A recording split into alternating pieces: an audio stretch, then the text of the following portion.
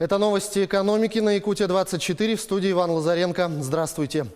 Минпромторг предлагает ввести запрет на покупку импортного оборудования для питания в госучреждениях, в том числе в школах и детских садах. Сейчас он проходит процедуру публичного обсуждения. Предполагается, что новое постановление вступит в силу с 1 июня 2019 года.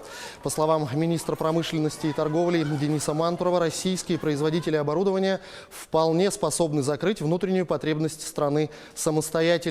Сегодня их продукция занимает 64% внутреннего рынка, так что на больницы, школы, детские сады и прочие социальные учреждения мощностей хватит. Кроме того, их продукция поставляется в Китай, Германию, Турцию и Индию. Запрет на покупку импортного оборудования вкупе с другими мерами государственной поддержки позволит в ближайшие 3 года на 20% расширить номенклатуру выпускаемых в России видов техники и создать новые рабочие места, сказал Денис Мантуров. Законопроект о запрете хостелов и гостиниц в жилых домах принят Госдумой во втором решающем чтении. Отныне, согласно документу, открывать хостелы можно будет лишь после перевода здания в нежилой фонд. Потребуется согласие всех собственников. При этом помещение предлагается оснащать специальным оборудованием, системой звукоизоляции, сигнализацией, системой противопожарной безопасности, сейфами, а также средствами для уборки номеров. Этот законопроект, фактически запрещающий открывать хостелы в многоквартирных домах, был внесен в Госдуму группой депутатов еще в сентябре 2015 года. Между тем, правительство в свое время предлагало компромиссный вариант разрешить создание хостелов в приватизированной квартире при согласии на это квалифицированного большинства собрания собственников и отсутствии возражений у соседей. В правительстве Якутии подвели итоги финансово-хозяйственной деятельности компании «Газпром Трансгаз Томск», являющейся заказчиком по реализации инвестиционного проекта «Сила Сибири». Строительные и пусконаладочные работы на «Силе Сибири» выполняются 4 генеральными подрядчиками.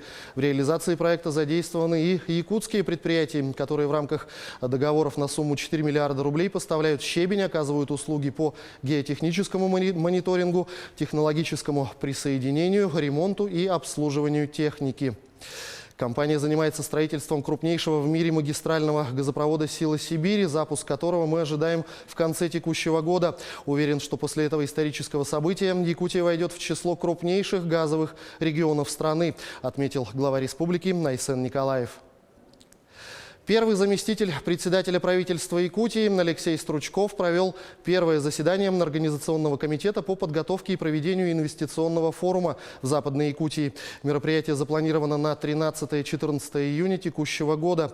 В форуме примут участие представители федеральных министерств и ведомств, федеральных структур, институтов развития, в том числе Фонда развития Дальнего Востока, Корпорации развития Дальнего Востока, Фонда развития моногородов, Агентства стратегических инициатив и других. Инвестиционный форум такого масштаба в республике проводится впервые. Он станет уникальной площадкой, где соберутся инвесторы, представители федеральных и республиканских институтов развития, руководители министерств и ведомств. Поэтому целевая задача форума должна быть нацелена и на поддержку и развитие малых и средних проектов, так как субъекты малого и среднего предпринимательства создают рабочие места, занимаются производством, развивают экономику муниципальных образований, подчеркнул Алексей Стручков. Тем временем AliExpress начинает в России онлайн-продажу автомобилей. Первым продажу начнет китайский производитель Chery, который откроет на онлайн-площадке официальный магазин. Он выставит в интернете кроссоверы, а также комплектующие и аксессуары.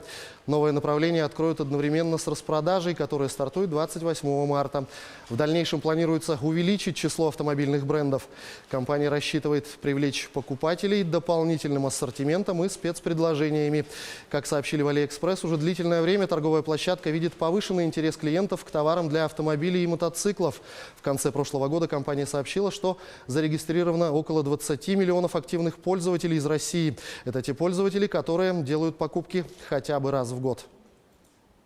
На этом пока все новости. Оставайтесь в курсе экономических событий на Якутия-24.